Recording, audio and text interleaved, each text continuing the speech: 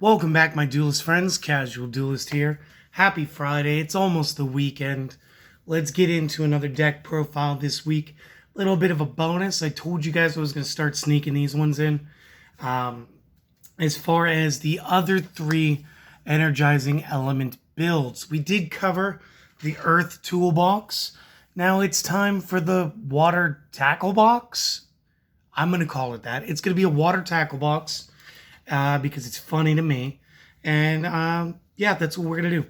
So real quick, let's go over the Energizing Elements for those of you that maybe haven't seen this one before, or just to re-jog your memory if you have. So how this one works is you declare one attribute between fire, water, earth, or wind. During this turn, monsters with the declared attribute gain 500 attack and lose 400 defense. Also, any battle damage that they would inflict is now half. If you control no monsters with the declared attribute, flip this card over. And again, what this will allow you to do is to continually reuse the skill. Now, real quick, it says this turn monsters. So it is a one-turn bonus. Do not expect this to carry over to the opponent's turn. We are looking for a big push, something that is going to control the opponent. As such, that is why we've built today's deck the way that we have. Again, with Earth, we did have Giant Rat. Unfortunately, Speed Duel has not seen fit to give us the Mother Grizzly yet, as that would change the way that I would play this a little. But as such, we are going to give you guys a pretty good 20-card deck anyway. So first up, everybody needs to have I set this card in past turn. So we are going to be playing the Gale Lizard. Now, Gale Lizard is just a little flip effect reptile. It is going to be 4 stars. If we flip and then use the Energizing Elements to power this thing up, we are going to talk about 1900 points of power, which does put it on the upper end of the spectrum for us.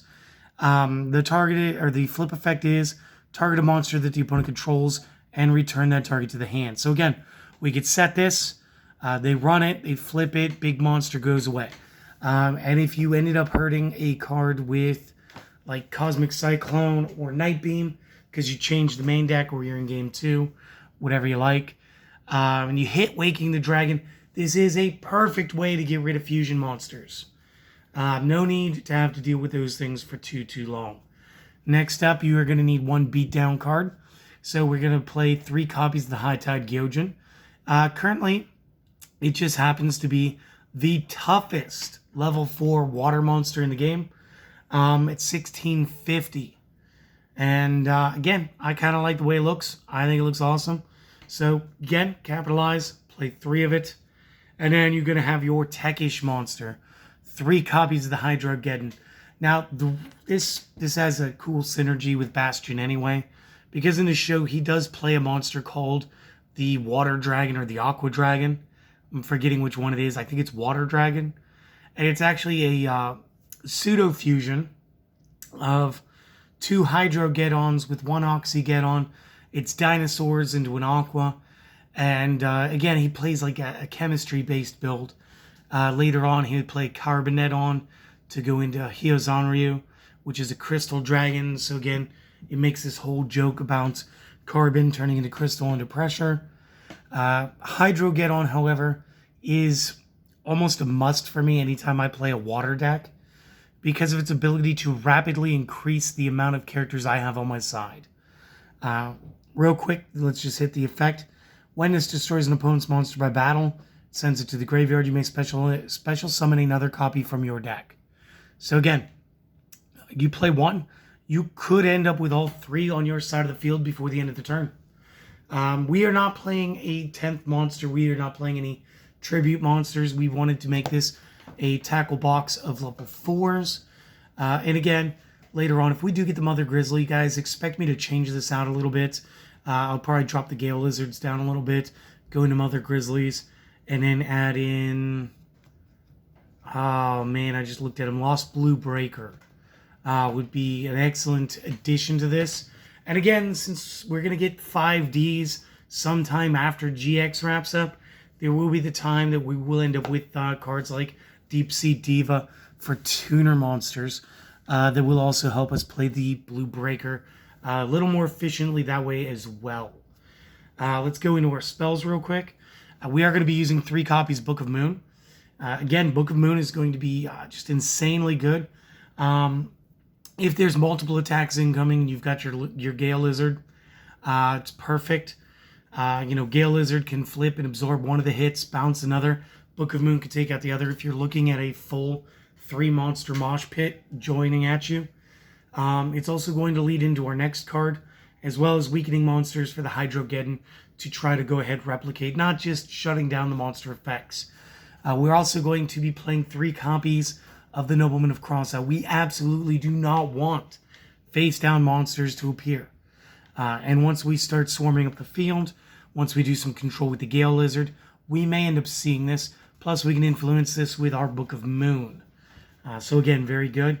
I do want you to take note of the stats one last time. It is 14, 1650, and 1600. Our next 2 spells are going to be 2 copies of Shrink. And I don't know why I whistled. That was unfortunate. I do apologize. But the Shrink is going to allow us to target any face-up monster in the field and make its original attack half until the end of the turn. So again, defensively this works. Offensively this works. Anytime you use this with Hydrogeddon, he's going to get the KO on the other card. He's going to be able to multiply and generate more field advantage for you. And just like the Book of Moon, it is a very good, very exciting quick play to have. So that's also good. And let's talk about a trap card that got reprinted in the GX box. That, again, we probably won't feature this in this week's Spotlight because I have something in Sunday's deck I want to talk to you guys about. But the Floodgate Trap Hole. Now, this card was originally like a secret or an ultra or something. It was very hard to pull out of the set that it was released in. And then when they gave us the GX box, they said, here, have your playset. What does it do? When your opponent summons a monster or monsters, change those targets to face-down defense position. Of course, they're not targeted. I'm saying targets so that I don't say monsters because I find that to be a little reductive. Any monster changed to face-down defense position by this card's effect cannot change their own battle positions. So those cards will stay face-down. So again, if you don't want to deal with that monster right off the rip with your Geddon, you don't have to. Or they can't move them to protect them from our Nobleman of Crossout cards.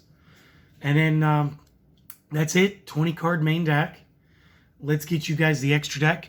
Real quick, it is my generic. Play the biggest monster in the game, Blue Eyes Ultimate. Play Cyberblader because it's amazing. Play Cyber End in case you need the piercing for the OTK. Play the 2 Ojama Kings because they can collapse up to everything the opponent controls. And the Thousand Eyes Restrict because it's super amazing, awesome, fudge-coated, delicious with its good effect. And then the side will be 2 copies Cosmic Cyclone.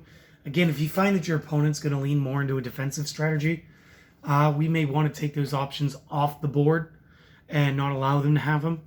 Additionally, if they play more aggressive, especially with their extra deck, a couple copies of Lost Wind.